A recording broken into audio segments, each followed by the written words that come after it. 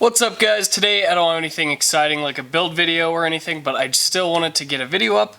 So I was sort of looking around the shop trying to come up with an idea, and I decided to do a quick little review of a tool. Little review, not a little tool though. If you've been following this channel for a while, then you will have probably seen this tool before. I use this to bend up all the tubing that I used in the lower cradle on my Project 914 project. So if you don't know what this is, it's just a basic tubing bender. It is the most basic one on the market, as well as, to my knowledge, the cheapest one on the market that can do any actual decent sized tubing. Before I start, I want to preface this with there are tools that will bend tubing for cheaper, but those are typically going to be either pipe benders or essentially something that's not going to keep the structural integrity of the tubing. What this does, puts a curve in the tubing without kinking it at all, and it keeps it nice and safe so that it's not going to buckle. So I just wanted to get that out there before I have people telling me that they can buy a pipe bender from Harbor Freight for 50 bucks and that'll do the same thing. It won't. So currently on this tubing bender, I only have one die, which is 1.5 inch, excuse me. They have dies all the way down to 3/4 inch and all the way up to 1 3/4, I believe. If I'm wrong, I'll put it on the screen. But it comes with one. Additional ones are 100 bucks extra, something like that. This one is a 7-inch radius, which is a pretty big radius. It's one of the prices you pay whenever you go the cheap route, is a big radius. It's also limited to only 90 degrees per bend, so you can't go over 90 degrees because of the design of it. It doesn't allow it, plus the dies are only 90 degrees in size. So this thing costs $300 and will bend tubing the correct way for that cheap, essentially. That's what made this thing attractive to me, and why I purchased it is I don't want to be dropping a bunch more money on a tool that I'm not going to be using a ton. So I just want to show you guys real quick like how this tool works and everything. So it's really simple. You got a bottle jack here, the die right here, and then a roller down on the bottom. Roller. So you'd insert the tubing onto that roller. It gets held on with this little jacket here, and then you would have the bottle jack fully compressed. And then all you got to do is tighten down this little collar and pump up the bottle jack and it'll bend it. Which brings me to my first complaint, which is the measuring system for seeing what degree your bend is super rudimentary. So all you have is these lines on the die. And the problem with that is that the pivot point where the bend isn't on the edge. It's actually down the center of this tube. So you're really estimating how far your bend goes. You can see I have like marks, maybe. Well, I have marks all over the die from trying to mark where to bend to so that I got the bend right both times. Now I haven't seen anyone doing it, but I plan on adding like a degree die thing and basically something to actually tell me what degrees I'm going to that just bolts to this really easily. That'll make this thing a lot more useful. Now this, when you bend the tubing, it springs back as well, but that's going to be the case with just about any tubing bender. You have to account for that almost no matter what.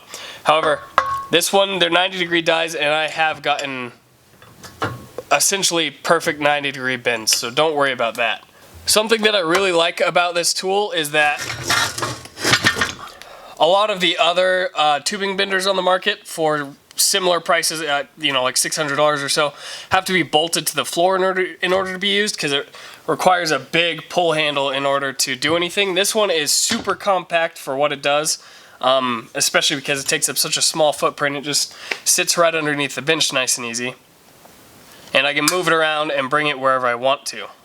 That's a huge plus for me because I have a small shop, so I don't have room to be drilling and mounting stuff to the floor permanently. Now after purchasing this bender, it's really simply constructed, and I honestly think I would have been able to make it on my own. But the thing is, it's so cheap and the dies themselves are expensive enough to where it's really not worth it to make it on your own, in my opinion at least.